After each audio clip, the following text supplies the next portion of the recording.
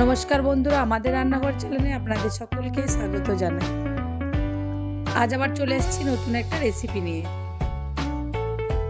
আজ বানিয়ে দেখাবো বড়ি দিয়ে কুমড়ো শাক। চলুন বন্ধুরা, রেসিপিটা শুরু করা যাক। বড়ি দিয়ে কুমড়ো শাক বানানোর জন্য আমি প্রথমে কড়াই চাপিয়ে দিয়েছি। শাকগুলো সেদ্ধ করার জন্য কড়াইয়ে 1 গ্লাস জল দিয়ে দেবো।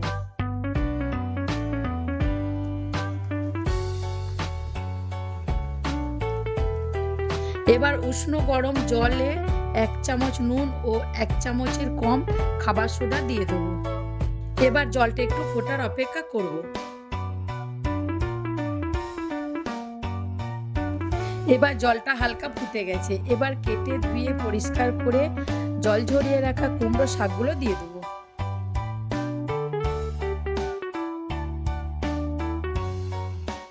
একটু নাড়াচাড়া করে ঢাকা দিয়ে কিছুক্ষণ হতে দেবো।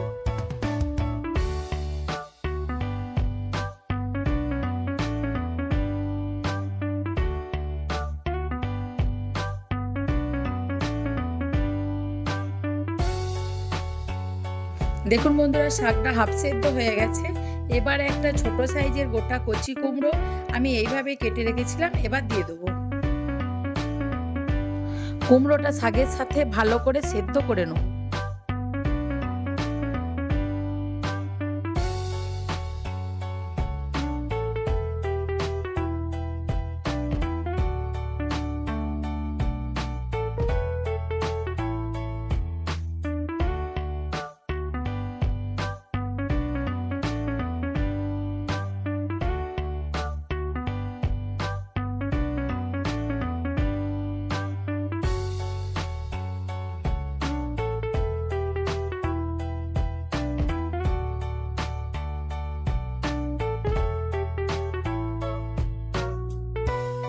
কুমড়ো শাকটা একটু মিষ্টি করার জন্য 1 চামচের মতো চিনি দিয়ে দেবো। আপনারা যদি মিষ্টি পছন্দ না করেন তাহলে এই রেসিপিটাতে মিষ্টি নাও দিতে পারেন। শাকটা আমার সেদ্ধ করা হয়ে গেছে। এবার একটা পাত্রে তুলে নেব। বন্ধুরা, আমার এই শাকের রেসিপিটা এখনো হয়নি। শাকটা আমি এরপর ভাজবো। শাকটা ভাজার জন্য কড়াই চাপিয়ে দিয়েছি। কড়াইয়ে সামান্য সর্ষে তেল দিয়ে দেবো।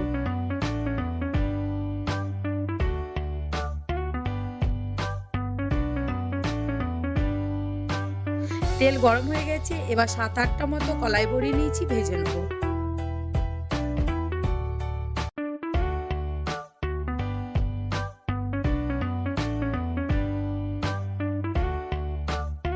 বড়িগুলো হালকা লাল করে ভাজা হয়ে গেছে, এবার তুলে নেব।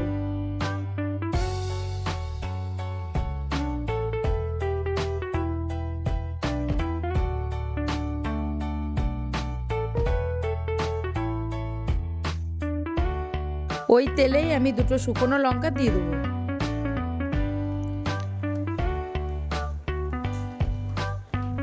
এক চামচ রসুন থেতো করে রেখেছিলাম, এবার দিয়ে দেবো। এবার শুকনো লঙ্কা ও রসুন লাল করে ভেজে নেব।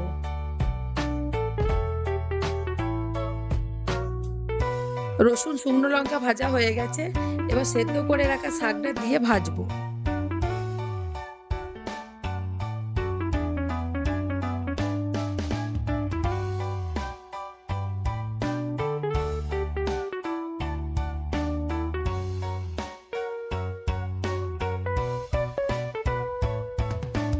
শাকটা আমার ভাজা হয়ে গেছে।